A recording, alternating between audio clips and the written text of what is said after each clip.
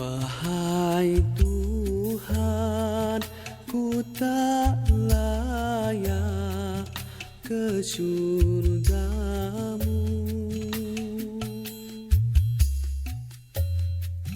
namun tak pula aku sanggup ke nerakamu.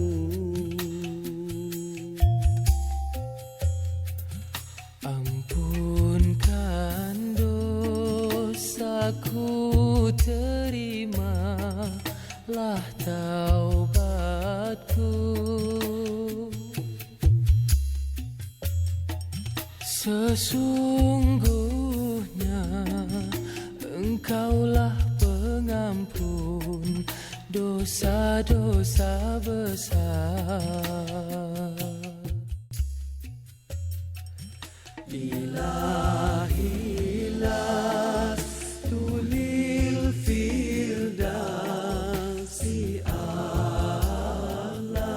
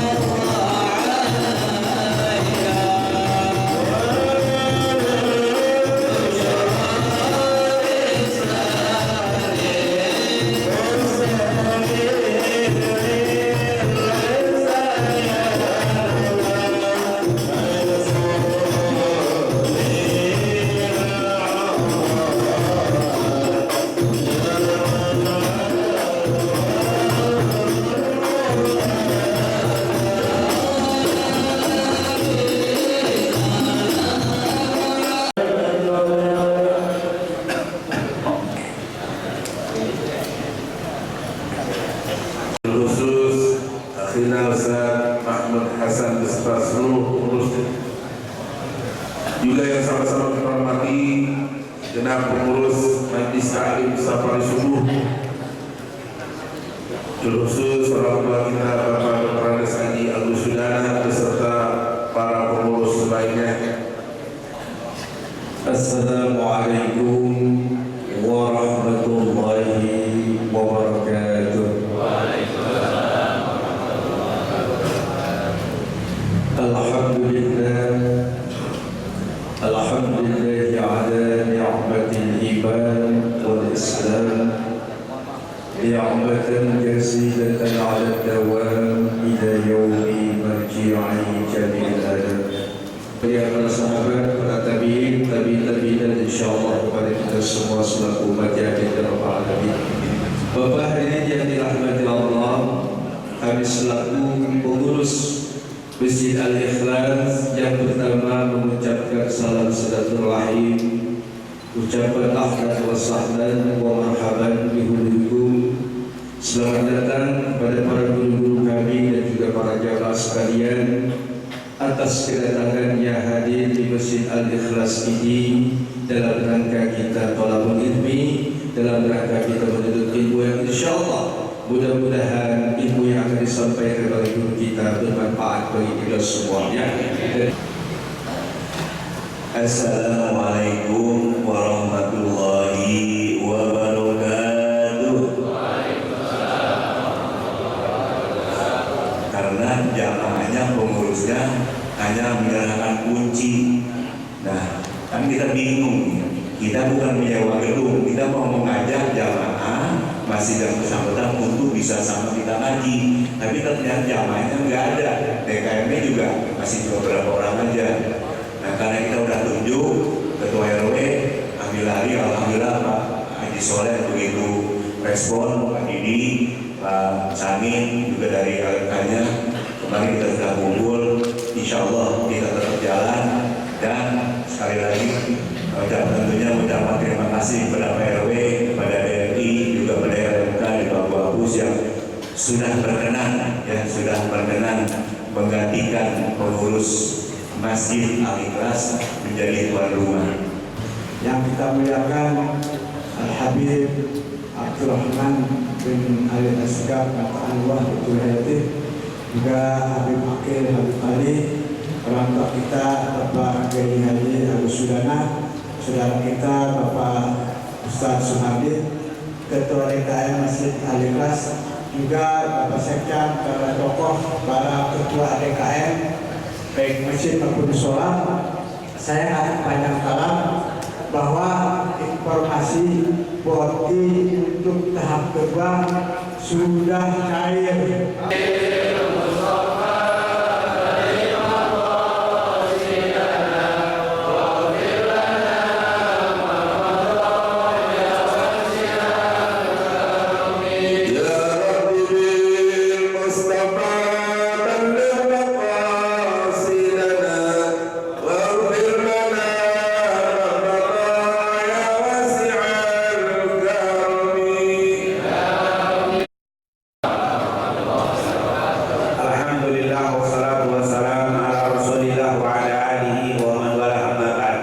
Alhamdulillah, di pagi hari ini kembali kita dapat bersilaturahim untuk bersama-sama memakmurkan rumah Allah Subhanahu wa taala. Semoga apa yang kita lakukan ini mendapatkan keridhaan dan keberkahan dari Allah Subhanahu wa taala. Amin ya rabbal alamin.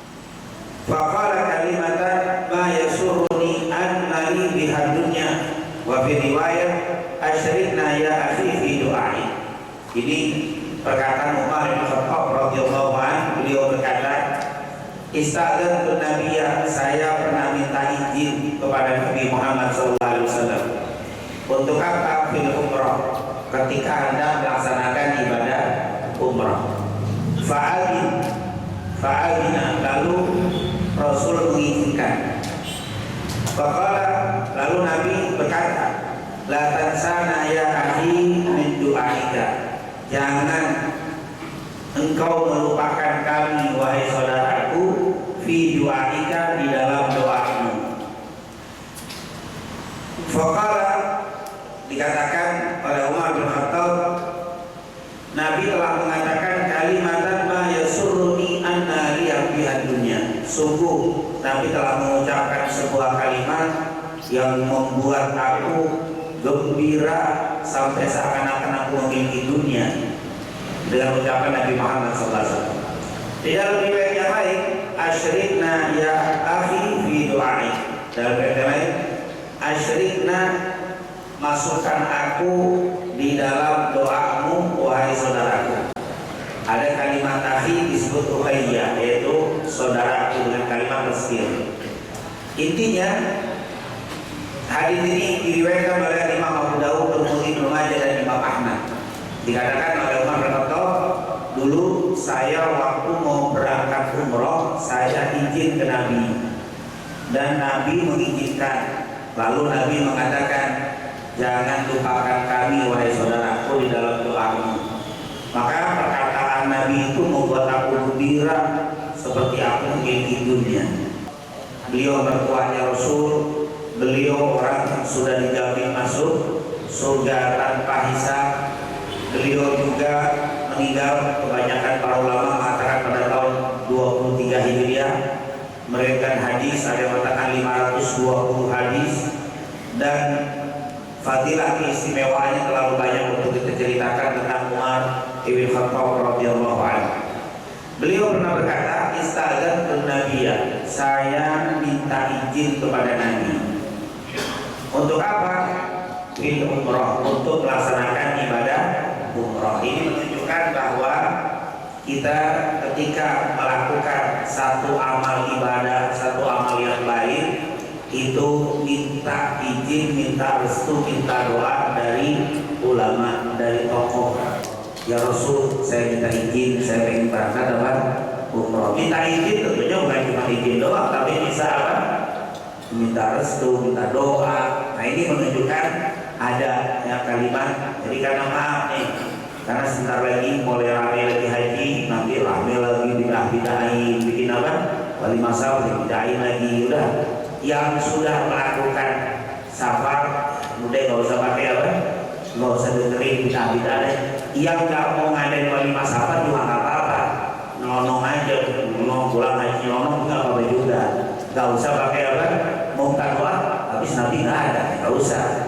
mau minta doa sama siapa dia mau ya nggak apa-apa. Insya Allah doanya dia juga dekat sama Allah, gugur semua, nggak perlu doa dari orang juga nggak apa-apa. Tapi juga jangan disalahin orang yang merasa saya kurang soleh, saya kurang mustajab, saya pengen apa? Minta doa. Nah ini berarti hal yang diperbolehkan. Alhamdulillah. Yang jadi masalah haji kagak, safar kagak, nyalain mulu urusannya. Ini akhirnya ngumpulin dosa. Nah tentunya ini yang menjadi amalan ahli sunnah. Kita ini kebanyakan begitu. Tapi yang kita lakukan begitu, jangan nyalain orang yang tidak bikin apa? Walimah safar. Ya ini di haji, mau umroh atau mau ngaji atau mau bikin tali, gampang. Kita nih tiba-tiba sebagai tokoh masyarakat sini datang, Pak izin nih kita mau bikin acara di masjid, dia bikin ibadah perlu doain, sokong, dukung begitu. Nabi azin nggak pakai Rasulullah, nanti saya pikirin, nanti saya enggak, fa'alina langsung Nabi izinin. Tadi kita juga begitu tuh, kalau kita jadi ulama, ada masyarakat mau datang begini, walaupun mungkin kita nggak dilibatkan, cuma kita izin, dukung. Jangan sampai waduh saya nggak dilibatin, saya bersulit, saya nggak ngasih, kenapa? Kenapa mesti? Apa? Ini Umar perginya nggak sama Nabi ini kenapa kabar saya? Kalau malah saya nggak doain dan saya nggak restuin, nggak bisa. Nggak begitu. Semua orang yang beramal soleh kita harus ngasih apa? Kemudahan. Kita sebagai burak kasih kemudahan orang amal soleh, bikin majlis taklim, ayo lancar apa yang perlu saya bantu. Gitu. RW, RT, DKM, pokoknya ustadz, kiai, ulama. Kalau ada orang mau amal soleh, jangan dipersulit. Fa'alina langsung diizinin. Itu Nabi begitu, bukan umroh. Ya umroh zaman dulu susah. Dari Madinah ke Makkah itu pakai apa? Pakai onta. Nah pakai bisa jadi manjil di pegel. Pakai onta. Nah, bismillah. Nabi terpana, susah nggak mungkin begitu. Mau ibadah. Nah kita kalau mau ngikutin akhlak Nabi, terutama yang tadi kan babnya masih orang yang punya kemuliaan, punya kedudukan, usia tua, ilmu, punya. Siapa yang suka memberikan kemudahan kepada orang, man yassara ala mu'sirin yassarallahu fid dunya wal akhirah. Allah bakal kasih kemudahan dunia dan akhirat. Tapi sebaliknya siapa yang bikin sulit orang mau ibadah, Allah bikin sulit hidupnya dunia wal akhirah. Ini luar biasa.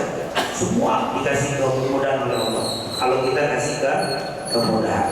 Jadi pakailah prinsip kalau bisa dipermudah, kenapa dipersulit? Jangan sebaliknya, kalau bisa dipersulit kenapa dipermudah?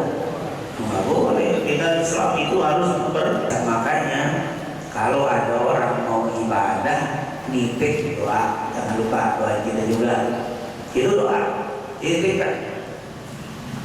Kalau orang lain sekelas Nabi saja nitip doa kepada Umar bin Khattab, padahal kalau bahasa gitu Nabi nitip doa, kalau Umar nitip doa sama Nabi itu biasa.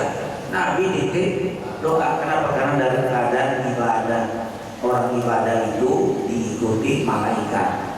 Nah kan dalam hadis sering kita dengar orang yang keluar dengan menyebut nama Allah, Bismillah tawakkaltu ala Allah, Bismillah, kenapa mau mana keluar? Mau ibadah. Maka di saat itu digiringi malaikat. Ini luar biasa. Apalagi lagi taklim, ini merupakan majelis yang dikumpuli oleh para Nabi. Itu luar biasa tawadhunya. Sekelas Umar bukan dibilang muridku, bukan dibilang jamaahku, bukan dibilang apa anak didikku, tapi dibilang apa? Ya akhi, wahai saudaraku. Ini ketawaduan Umar ini Khattab. Umar bin Khattab sangat tawadhu, ketawaduan Rasulullah. Sangat tawadhu sekali Rasulullah SAW. Umar nggak dibilang, ya Umar, la tansana bi du'a, atau la tansana bi du'aika, ya Umar, atau ya apa? Ya ashab, atau ya kalimat. Tapi sebutnya kalimat ya akhi, wahai saudaraku. Padahal dia umatnya, dia muridnya, dia jamaahnya, anak buahnya, tapi tetap dibilang ya akhi. Itulah tawadhu'nya Nabi kita, Nabi Muhammad sallallahu alaihi wasallam. Selalu kalau kita kumpul dengan saudara kita, kumpul dengan muslimin, doakan mereka semua. Makanya luar biasa kalau kita lihat doa-doa karangan para ulama itu selalu melibatkan kita semua. Seperti ketika doa taklim, kalau kita biasa baca ya Rabbuna tarafna, itu pakai nun, pakai nahnu semua. Waqfir, tetangga, ampuni saudara, orang yang mencintai kita, semua didoain. Begitulah hidup gaya Rasulullah Sallallahu Alaihi Wasallam. Kalau Nabi mah nggak usah cerita. Dia kalau sholat doain umatnya, doain umat. Nabi itu kalau sholat, doain umat. Kalau korban, tong kambing dua, satu untuk umatnya, satu untuk keluarganya. Semua selalu ingat, nggak pernah melupakan umatnya. Insya Allah kita semua tidak pernah lupa dengan umat Nabi Muhammad SAW. Kita selalu berdoa untuk diri kita, keluarga kita, dan juga umat Nabi Muhammad. Di sini nanti kalau mau dibuktikan keutamaan ibadah umroh. Karena di sini umroh ini termasuk pokok utama. Jadi kalau dibilang tentunya keutamaan umroh sangat banyak ya. Al umroh ila umroh kafar lima bainahuma wal haji mabrur laisa lahu jazaa'un illa jannah. Al salawatul khams wal jumu'ah ila jumu'ah wal umrah ila umrah, itu juga sangat banyak tentang ibadah keistimewaan daripada ibadah umrah. Insyaallah Allah berikan sehat walafiat, panjang umur, rezeki dan kesempatan untuk bisa melaksanakan ibadah umrah. Amin amin ya rabbal alamin.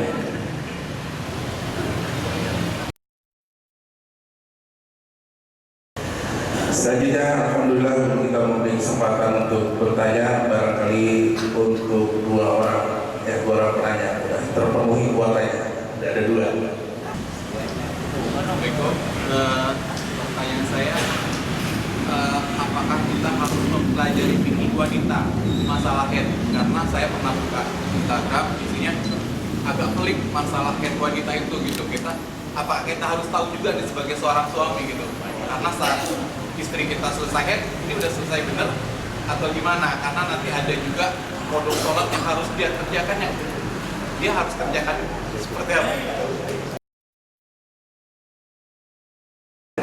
Diajak sholat, aduh saya nggak sholat, doa aja ya. Kalau dia sholat juga, itu doa bagus, dia sholat juga. Atau mungkin kita ngajakin ke kelas, dia pergi ke bau-bau, tapi sholat juga, nggak masalah. Tapi yang jadi masalah, dia nonton TV. Aduh, Pak, sholat juga. Aduh, saya masih banyak kerjaan nih, jadi doa aja dah. Jadi doa, tapi nggak sholat, gimana ceritanya? Nah, ini tentunya tidak bisa. Ketika kita meninggalkan yang wajib, ini wajib di suami.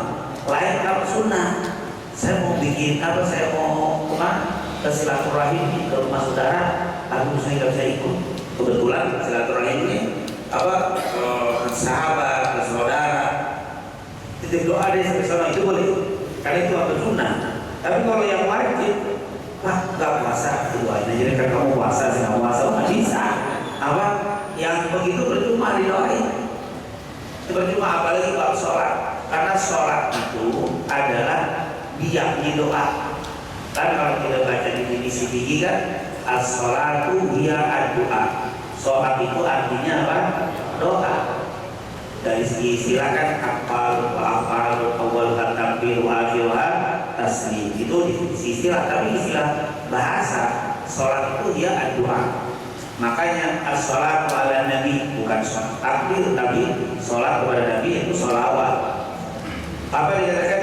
Ya Rasulullah, sahabatnya, hal baqiya min birri abawayya syai'un abruhuma ba'da mautihima, ya Rasul, apakah ada amalan yang membuat saya berbakti sama orang tua saya setelah mereka meninggal berdua? Boleh nggak saya bisa berbakti sama mereka setelah mereka meninggal? Kalau ada. Bagaimana? As-sholatu alaihima. As-sholatu alaihima artinya apa? Berdoa untuk mereka berdua. Jadi as-sholat itu artinya doa. Jadi kalau sholat itu sebenarnya adalah diam di doa. Tetapi kalau kita bikin doa sementara kita tidak sholatnya nggak dapat. Itu adalah biang daripada doa. Makanya ada ya, ulama yang bilang habis sholat jangan langsung doa, karena sebenarnya kita udah doa, yang ada habis sholat zikir dulu baru doa. Karena kalau habis salam langsung doa nggak nyambung, sebenarnya itu adalah doa. Jadi yang paling bagus habis salam zikir baru doa. Jadi orang yang kayak begitu ya kita doain, nggak apa-apa, doain yang dapat hidayah. Sebagai seorang suami, apakah juga dianjurkan belajar tentang fikih? Sebagai seorang suami tetap dianjurkan, karena biar bagaimana kita ini adalah pemimpin, dan setiap pemimpin yang namanya pemimpin harus menguasai hal-hal perkara-perkara yang berkaitan dengan orang yang dipimpinnya. Dia nggak nanya tentang belanja doang, tetapi dia akan nanya, "Hei, Pak, gimana kewajiban saya terhadap hei?" Nah ini, maka kita harus tahu. Dia walaupun tidak menguasai, tapi tetap harus tahu. Apalagi kita punya anak-anak putri, nah itu pasti nanyanya ke ibu, ibu nanya kepada kita, karena oh ya maaf, wanita akan malu nanya di luar tentang darah haid. Dan memang masalah haid ini nggak gampang. Masalah haid itu darah, kalimat darah ini kan itu darah haid, darah nifas, darah istihadah, itu nanti akan agak sedikit sulit. Makanya tetapi tetap belajar standar. Al-Imam An-Nawawi waktu membahas tentang haid, dia bilang apa? Ulama-ulama yang membahas tentang darah haid semuanya laki-laki. Orang yang keluar darah haid itu sehat perempuan. Istihadah penyakit. Beda ya, orang istihadah sedang sakit, stres, capek, lelah, sakit istihadah. Tapi kalau haid justru sehat. Jadi orang tidak punya haid berarti ada sakit. Jadi ini yasalunaka anil mahid kul hiya ada. Mereka bertanya tentang haid dalam Al-Quran. Katakan itu adalah darah kotor. Jadi itu kotoran yang keluar dari haid. Makanya nanti maaf, baunya berbeda dengan darah istihadah. Darah nifas itu adalah darah setelah kelahiran. Itu normal. Nah, kemudian untuk haid berapa lama waktunya? Itu tersedikit, tidak ada waktu tersedikit. Tapi terlama kita pakai mazhab Hanafi Syafi'i ya. Karena kalau mazhab Hambali nanti tidak terbatas. Kalau mazhab Syafi'i 15 hari paling lama istihadah. Nah, sebagai penutup, apa bedanya darah haid dan darah istihadah? Darah haid dan darah istihadah. Darah haid kental, darah istihadah encer. Istihadah tetap sholat, istihadah tetap wajib sholat. Haid tidak boleh sholat, nifas tidak boleh sholat. Dan tentunya beda antara tidak sholat karena haid, tidak tidak puasa karena haid, beda ya. Kalau puasa disuruh qadha, kalau sholat enggak. Kata Aisyah, kunna nu'mar bi qadha'is shaum wa la nu'mar bi qadha'is shalah. Kata Aisyah, kami diperintahkan untuk mengqadha puasa wa la nu'mar bi qadha'is shalah, dan kami tidak disuruh oleh Nabi untuk mengqadha salat. Wah, berarti kalau lagi haid enggak usah diqadha, kecuali nanti waktu haidnya selesai, haid bersih jam 12 azan zuhur. Kalau bahasa kita segini bukan cerita bersih. Saya perempuan ini belum haid dari sampai 15 itu belum bisa dikatakan belum. 15 hari masih ada 2 gigi di bawah 15 hari. Tapi kalau sudah di atas 15 hari dalam mazhab Syafi'i bersih.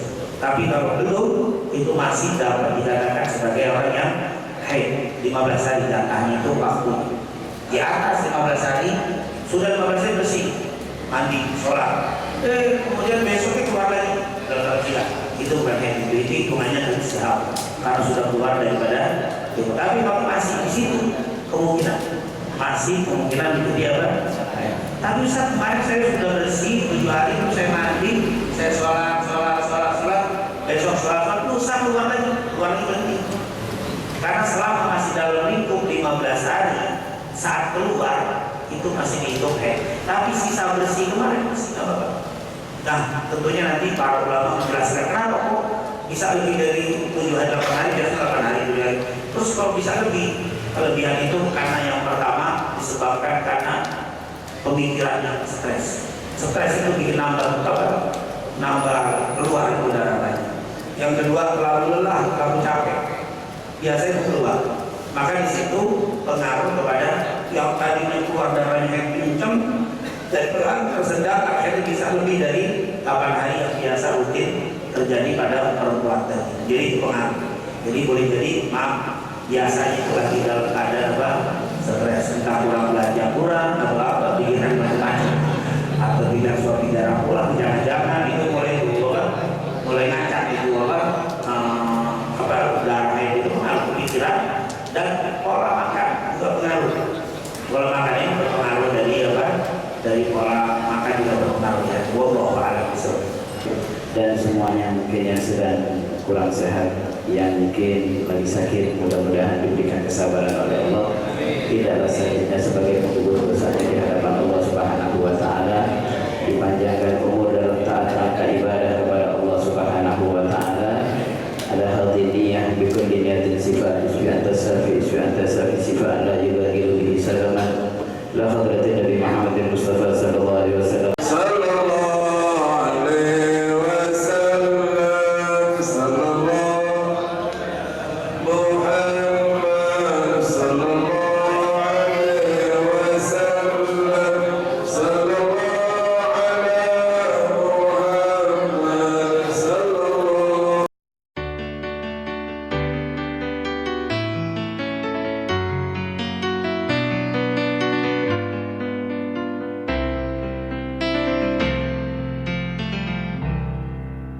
Ya Rasulullah,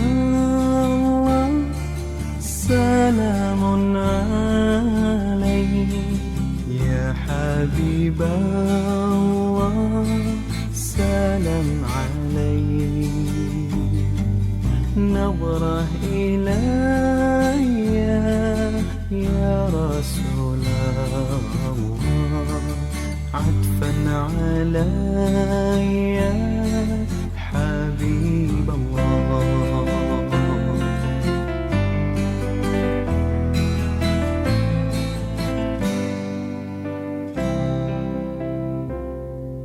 من نور طه صلاة لها ذكر الإله زيت إليها من قلبي أحمد نسقى ونرشد من قلبي أحمد ذاك المراد.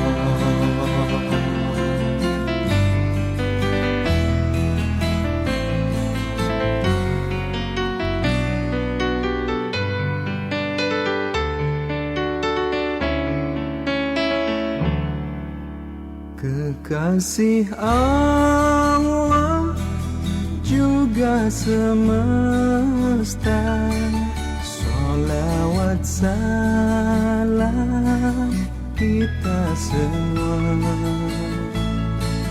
Jalan hidupnya pancarkan cinta kasih.